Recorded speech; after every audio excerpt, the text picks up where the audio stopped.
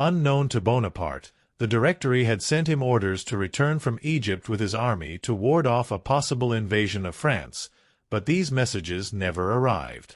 By the time that he reached Paris in October, France's situation had been improved by a series of victories. The Republic, however, was bankrupt and the ineffective Directory was unpopular. Despite the failures in Egypt, Bonaparte returned to a hero's welcome. The Directory discussed Bonaparte's desertion but was too weak to punish him. Bonaparte formed an alliance with Talleyrand and leading members of the Council of 500 and Directory, Lucien Bonaparte, Emmanuel Joseph Size, Roger Ducasse, and Joseph Fouché to overthrow the government. On November 9, 1799, 18 Brumaire according to the revolutionary calendar, the conspirators launched a coup, and the following day, backed by grenadiers with fixed bayonets, forced the Council of 500 to dissolve the Directory and appoint Bonaparte, Size, and Ducasse provisional consuls. French Consulate. On December 15, Bonaparte introduced the Constitution of the year 8, under which 3 consuls were appointed for 10 years. Real power lay with Bonaparte as First Consul, and his preferred candidates Cambyses and Charles-François Lebrun were appointed as second and third consuls who only had an advisory role. The Constitution also established a legislative body and tribunate which were selected from indirectly elected candidates, and a Senate and Council of State which were effectively nominated by the executive. The new Constitution was approved by plebiscite on February 7, 1800. The official count was over 3 million in favor and 1,562 against. Lucien, however, had doubled the count of the yes vote to give the false impression that a majority of those eligible to vote had approved the Constitution. Historians have variously described Bonaparte's new regime as dictatorship by plebiscite, absolutist rule decked out in the spirit of the age, and soft despotism. Local and regional administration was reformed to concentrate power in the central government, censorship was introduced, and most opposition newspapers were closed down to stifle dissent. Royalist and regional revolts were dealt with by a combination of amnesties for those who laid down their arms and brutal repression of those who continued to resist. Bonaparte also improved state finances by securing loans under a promise to defend private property, raising taxes on tobacco, alcohol, and salt, and extracting levies from France's satellite republics. Bonaparte believed that the best way to secure his regime was by a victorious peace. In May 1800, he led an army across the Swiss Alps into Italy, aiming to surprise the Austrian armies that had reoccupied the peninsula when Bonaparte was still in Egypt. After a difficult crossing over the Alps, the French captured Milan on June 2. The French confronted an Austrian army under Michael von Melas at Marengo on June 14. The Austrians fielded about 30,000 soldiers, while Bonaparte commanded 24,000 troops. The Austrians' initial attack surprised the French, who were gradually driven back. Late in the afternoon, however, a full division under Desaix arrived on the field and reversed the tide of the battle. The Austrian army fled, leaving behind 14,000 casualties. The following day, the Austrians signed an armistice and agreed to abandon northern Italy.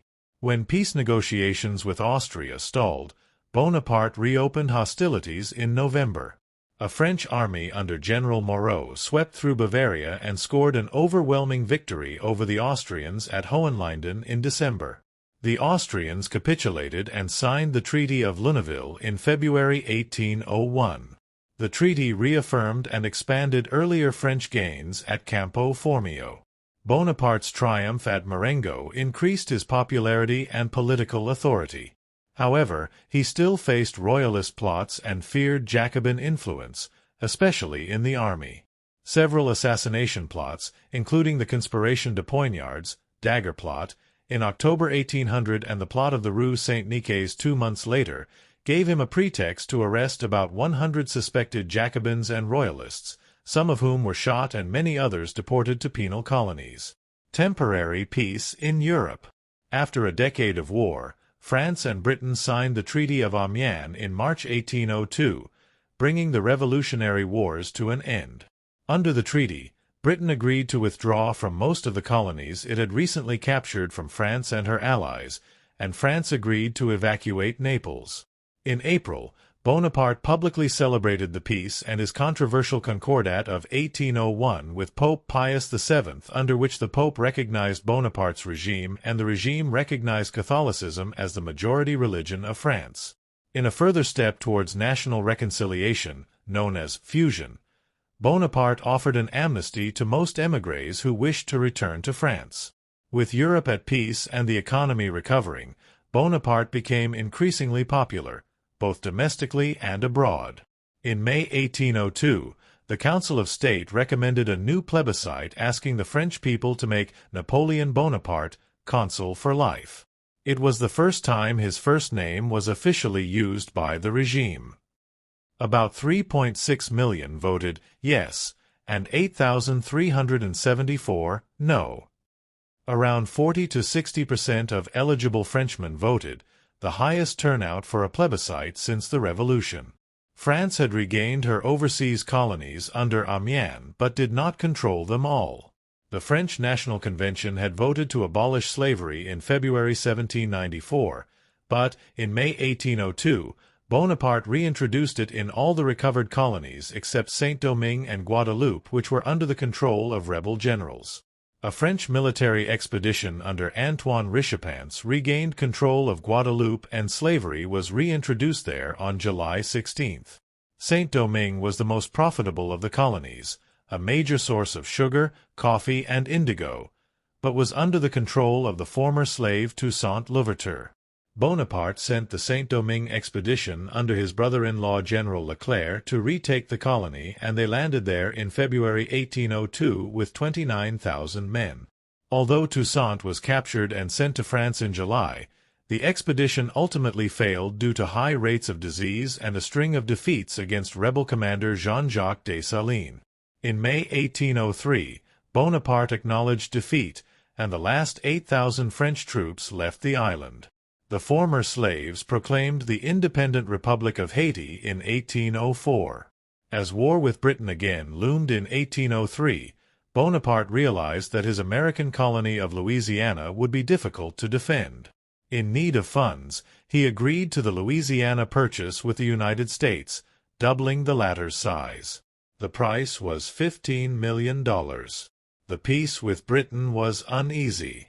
Britain did not evacuate Malta as promised and protested against Bonaparte's annexation of Piedmont and his act of mediation, which established a new Swiss confederation. Neither of these territories were covered by Amiens, but they inflamed tensions significantly, as did Bonaparte's occupation of Holland and apparent ambitions in India.